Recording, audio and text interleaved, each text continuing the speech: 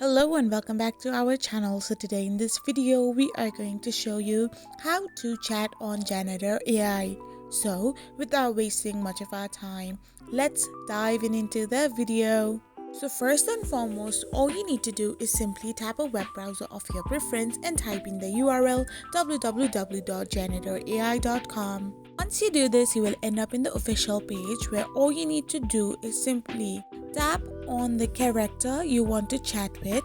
So once you select a character, scroll down below where you can find the chat with the character option. So simply tap on chat with Austin or chat with anyone else, and once you tap it in, you can simply type in what you want to chat with the character and the character will reply you back accordingly.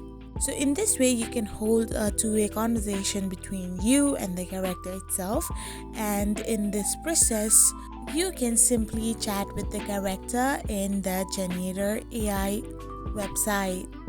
I hope you found this video helpful, so don't forget to hit that subscribe button and do give us a thumbs up. We will be back again with these informative videos. Thank you for watching.